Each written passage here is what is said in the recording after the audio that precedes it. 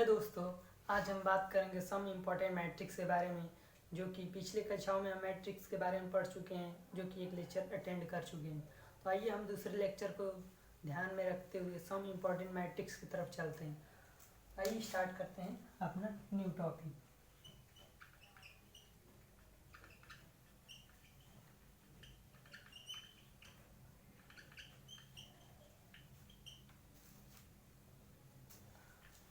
तो some important matrix के अंदर पहला हम पढ़ेंगे परिवर्तावी यानी ट्रांसपोज मैट्रिक्स।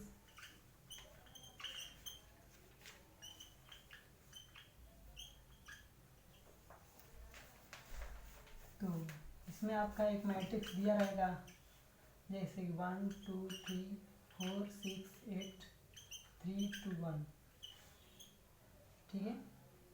और आपको इसको ट्रांसपोज करना होगा, तो ट्रांसपोज का सिंबल प्राय ऐसे या फिर 80 करके होता है। आप दोनों में से किसी सिंबल का यूज कर सकते हैं।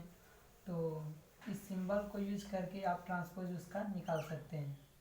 तो इसमें आपको ये करना होता है कि जो रो है उसको कॉलम में चेंज करना होता है, और जो कॉलम है वो रो में चेंज हो जाता है। तो आइए चेंज करते हैं। जैसे रो 1 है, उसको कॉलम 1 बनाइए, 1 2 3 4 6 8 है, 4 6 8 3 2 1 है, 3 2 1। आप देख पा रहे हैं कि जो ट्रांसपोज हुआ वह इस रो और कॉलम के अपोजिट है।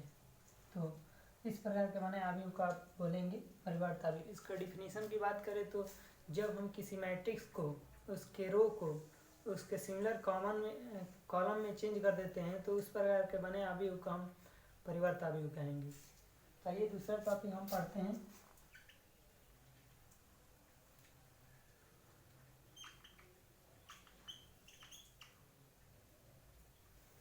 गुणांक अवयव,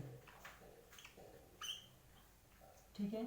तो गुणांक अवयव में ये होता है कि जैसे कि आपको दे दिया रहेगा a1x b1y c1z,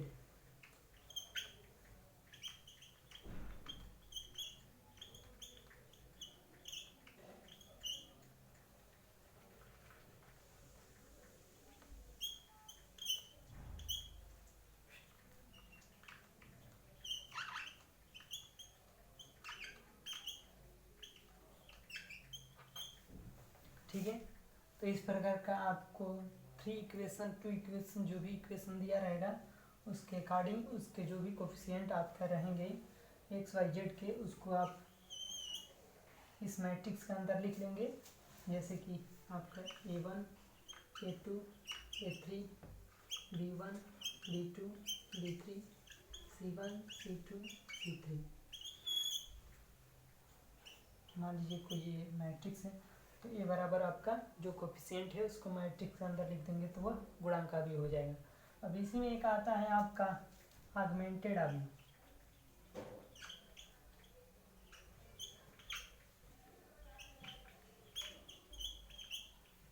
तो ऑगमेंटेड अवयव वह होता है जो कि हम किसी अचर पद को भी उस मैट्रिक्स के अंदर यानी गुणांक अवयव के अंदर जोड़ लेते हैं, मतलब उसको शामिल कर लेते हैं।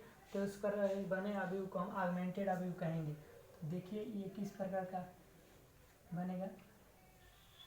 मान लीजिए कि ये सारा दिया गया है, इसमें कोफिशिएंट आप एक्स वाई जेड का लिख लेंगे, a1 a2 a3 b1 b2 b3 c1 c2 c3 और d1 d2 d3।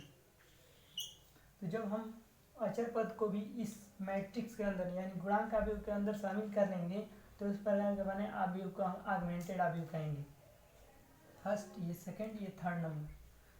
Fourth number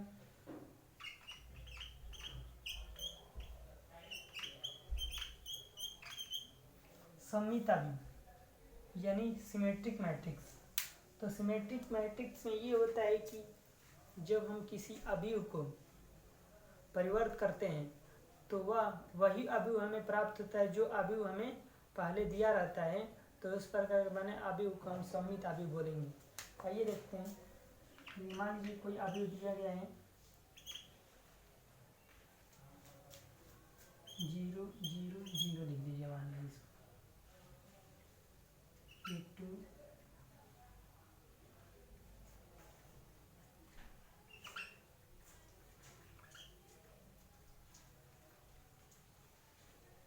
2 1 3, ठीक है, 2 1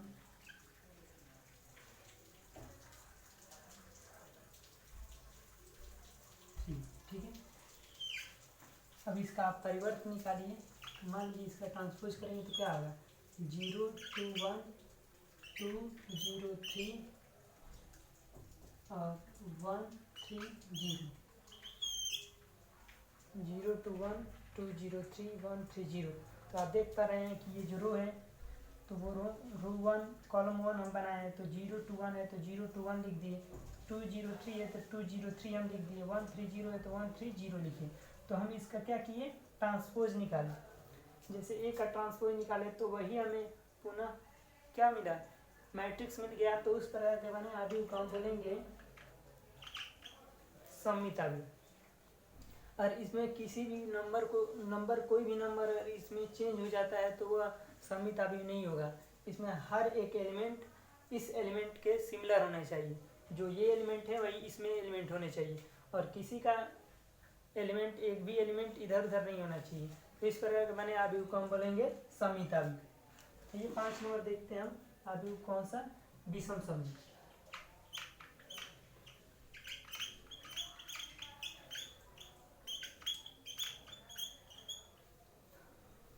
तो विषम सममित अवयव कौन सा होता है, तो आपको बता दें कि जब हम किसी अवयव को ट्रांसपोज करते हैं तो उस ट्रांसपोज अवयव का माइनस के इक्वल आ जाता है वह मैट्रिक्स, तो उस प्रकार के बने अवयव को हम बोलेंगे विषम सममित। तो आइए हम देखते हैं।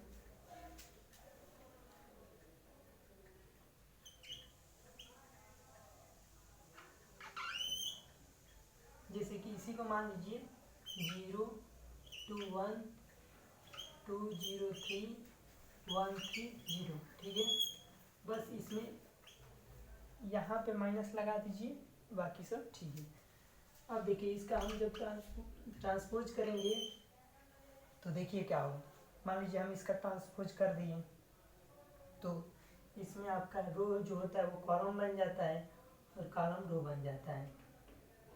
0 -2 -1 2 0 -3 1 3 0, ठीक है।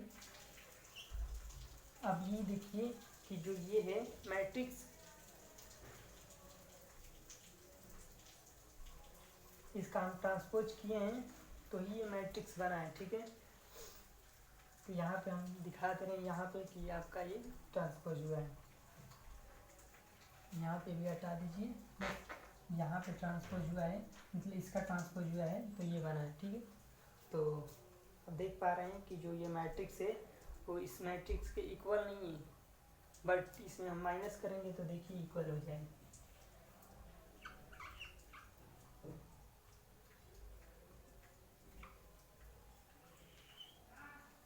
जीरो 2 1 -2 -1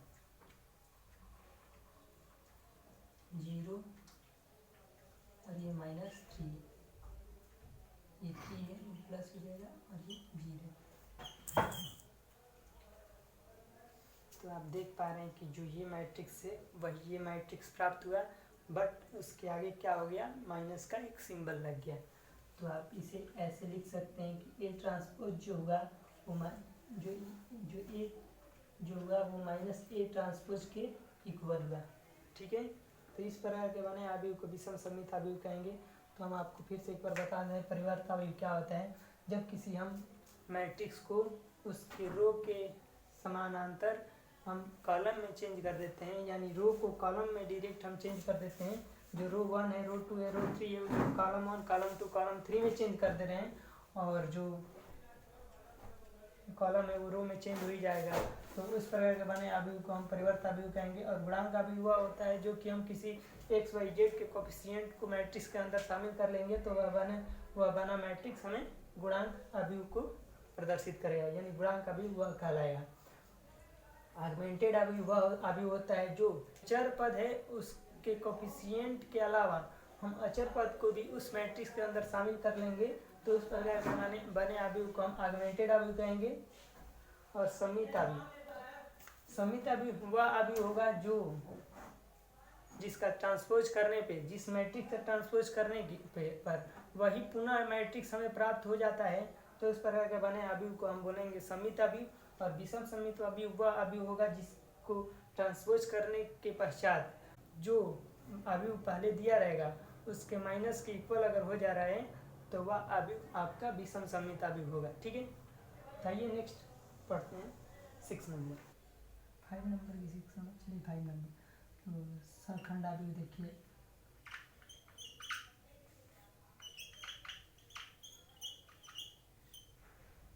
सखंड अवयव क्या होता है, तो जैसे मान लीजिए कि कोई मैट्रिक्स दिया है 1 2 3 4, ठीक है।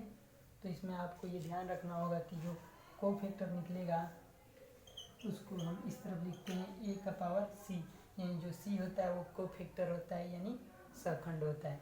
तो a का अगर ए मैट्रिक्स अगर हमें कोफैक्टर निकालना है तो उसमें आपको ध्यान रखना होगा कि जो हर एलिमेंट में आपको देखना पड़ेगा कि जो a11 a12 a321 422 इसको हम ऐसे लिखते हैं। तो ये जो 1 1 है ये हमें बताता है कि 1 + 1 हम करेंगे तो क्या होगा 2। तो ये क्या हो रहा है, सम हो रहा है यानी इवन हो रहा है। और इसको जोड़ेंगे तो क्या है 1 + 2 क्या हो रहा है, ऑड हो रहा है। तो जिस भी एलिमेंट का अगर वो जोड़ने पर ऑड आ रहा है या इवन आ रहा है तो इवन आएगा तो उसका एलिमेंट प्लस होगा और ऑड आएगा तो उसका एलिमेंट माइनस होगा। इसको ध्यान में रखना है आपको। तो इस अगर हमें एलिमेंट का क्या निकालना है कोफैक्टर, तो पहले हम कॉलम और रो को हटा देंगे, जो कॉलम और रो में आ रहे हैं एलिमेंट, और जो बच रहा है शेष एलिमेंट उसको लिख देंगे उसके जगह पर। ठीक है, ये 4 हो जाएगा। और 2 को देखिए, 2 का रो और कॉलम को हटाइए, रो हो गया ये और कॉलम ये होगा, तो इसका एलिमेंट क्या होगा 2। और 2 क्या है, 2 1 + 2 क्या करेंगे, जोड़ेंगे तो क्या होगा ऑड होगा। तो ऑड होगा तो वो एलिमेंट क्या होगा माइनस, तो इसको 3 लिख देंगे -3। ठीक है, अब इसको देखिए 3 को, रो को और कॉलम को हटाइए, रो को और रो ये होगा और कॉलम ये, तो इसको हटाएंगे तो क्या बचेगा 2। और वो 2 + 1 क्या होगा माइनस, क्योंकि ये ऑड है तो यहाँ पे इसके जगह पर क्या लिखेंगे -2। 4 के जगह पर ये कॉलम और रो को हटाइए, कॉलम ये रो हो गया और ये कॉलम हो गया, तो उससे जब क्या बचा 1। तो 1 क्या है, 2 + 2 जोड़ेंगे तो 4 हो जाएगा, 4 क्या है इवन, तो उसके जगह प्लस होगा। ठीक है, तो ये आपका सखंड अवयव निकल गया। 6 नंबर आप देखिए क्या है, सखंड अवयव और सखंडज। सखंडज अवयव, तो सखंडज अवयव क्या होता है उसको देखिए। जैसे मान लीजिए कोई अवयव दिया है,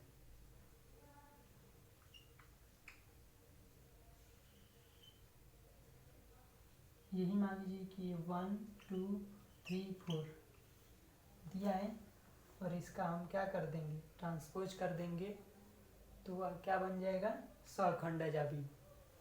तो देखिए अगर हम इसका कोफैक्टर निकालते हैं तो ये क्या हो जाएगा 4 -3 -2 1। तो इसका हम जब ट्रांसपोज कर देंगे तो ये हो जाएगा सखंडज अवयव।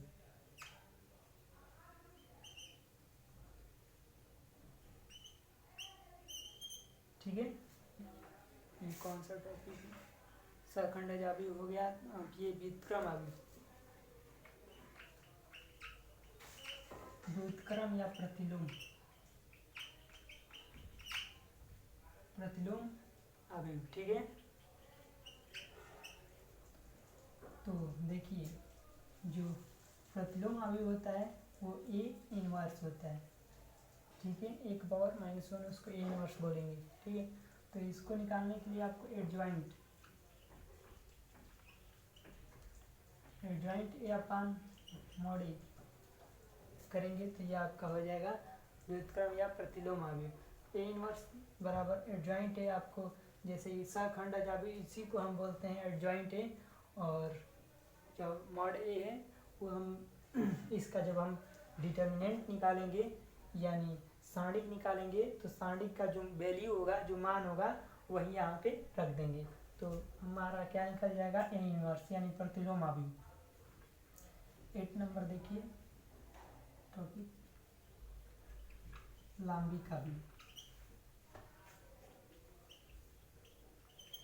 ठीक है। मान लीजिए कोई एलिमेंट दिया है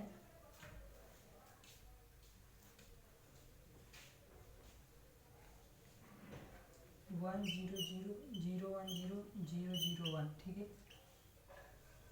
अब हम देखिए इसको जब हम इसको ऐसे गुणा करेंगे और या फिर ए क्रॉस ए ट्रांसपोज करेंगे तो आपका ए ही आ जाएगा, वह मान ए का ही मान आ जाएगा। तो उस प्रकार के बने अवयव को हम लांबिक अवयव कहेंगे। इसमें आप गुणा करके देख सकते हैं कि ये आ रहा है कि नहीं, ये आ जाएगा आपका। 9 नंबर देखिए सम्मिश्र अवयव क्या होता है ये देखिए, ठीक है। सम्मिश्र अवयव कॉम्प्लेक्स मैट्रिक्स वो होता है जैसे कि मान लीजिए अगर कोई अवयव है और उसमें 2 + 3 आयोटा 6 + 3 आयोटा 2 + 2 आयोटा 3 + 1 आयोटा, ऐसे में कोई मैट्रिक्स दिया है तो इस पर बने मैट्रिक्स को हम सम्मिश्र अवयव कहेंगे। हाँ जी, ये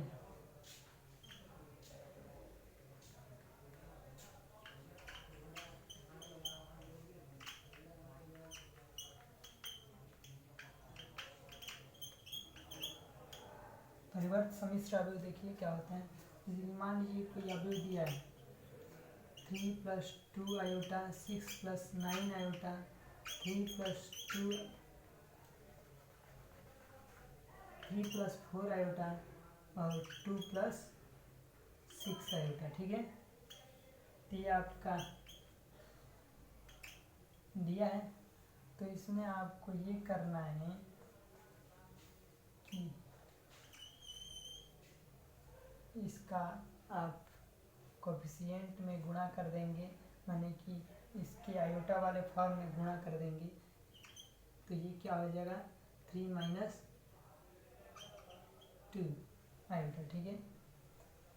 6 - 9 आयोटा 3 - 4 आयोटा और 2 - 6 आयोटा, ठीक है। अब इसका हम ट्रांसपोज कर देंगे तो आपका जो मैट्रिक्स हमें प्राप्त होगा, ठीक है, तो वो हमारा हो जाएगा परिवर्त सम्मिश्र अवयव, ठीक है। तो आप देखिए क्या होगा 3 - 2 आयोटा और इसको लिखिए कॉलम में, जो कॉलम मतलब कि रो को कॉलम में चेंज कीजिए 6 - 9 आयोटा 3 - 4 आयोटा और 2 - 6 आयोटा, ठीक है। तो ये आपका हो जाएगा परिवर्त सम्मिश्र अवयव, ठीक है। अब आप देखिए 9 नंबर ये हर्मिटियन अवयव,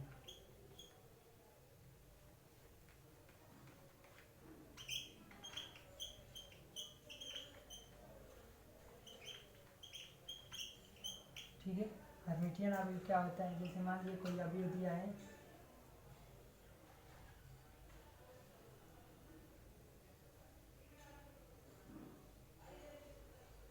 0 ले लीजिए, इसको 0 ले लीजिए, 3 + 4 आयोटा 3 + 4 आयोटा, ठीक है। ऐसा ले लीजिए मैट्रिक्स मान लीजिए और इसका आप निकाल लीजिए। पहले तो इसका कोफिशिएंट में गुणा कीजिए तो क्या हो जाएगा 0 3 - 4 आयोटा 3 - 4 आयोटा 0, ठीक है। अब इसका क्या निकालिए, ट्रांसपोज निकालिए, क्या 0 3 - 4 आयोटा 3 - 4 आयोटा और 0, तो आप देख पा रहे हैं जो कि ई के फॉर्मेट में ये भी मैट्रिक्स बन गया। तो इस प्रकार बने मैट्रिक्स को हम बोलेंगे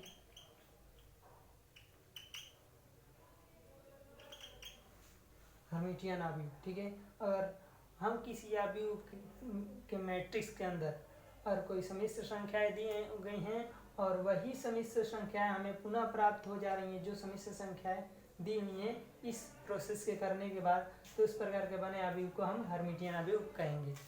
ठीक है, ये 10 नंबर टॉपिक पढ़ते हैं, विषम हर्मिटियन।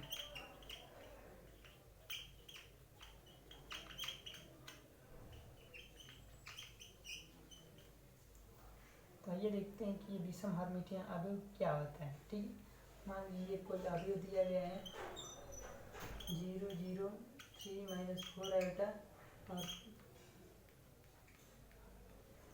3 -3 -4 आयोटा। ठीक है, अब देखिए इसमें क्या करना है, इसका निकालिए कोफिशिएंट आयोटा के फॉर्मेट में जो कोफिशिएंट है उसमें करिए गुणा 0 0 -3 का -3 रहेगा, बस आयोटा फॉर्मेट में गुणा होगा। जब कोफिशिएंट में गुणा करना है, जिसे जब बार लग जाएगा ऊपर तो बस आयोटा के फॉर्मेट में वो गुणा करना है। ठीक है, तो 3 + 4 आयोटा हो जाएगा और 3 + 4 आयोटा। ठीक है, और 0 का 0 रह जाएगा। अब इसका आप ट्रांसपोज निकालिए तो आपको क्या प्राप्त होगा, 0 -3 + 4 आयोटा। ठीक है, तो और ये हो जाएगा 3 + 4 आयोटा और ये 0 करेंगे।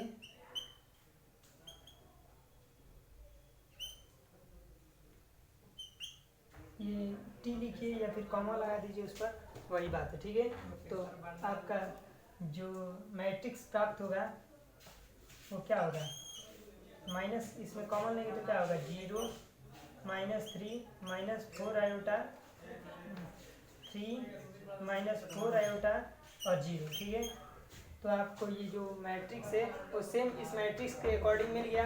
तो इस प्रकार के बने मैट्रिक्स को हम क्या बोलेंगे, तो इस प्रकार के बने मैट्रिक्स को हम क्या बोलेंगे, विषम हर्मिटियन मैट्रिक्स। ठीक है, तो आशा करते हैं आपको यह वीडियो पसंद आई हो। अगर वीडियो पसंद आई हो तो वीडियो को लाइक शेयर एंड सब्सक्राइब जरूर करें। Thanks for watching my video.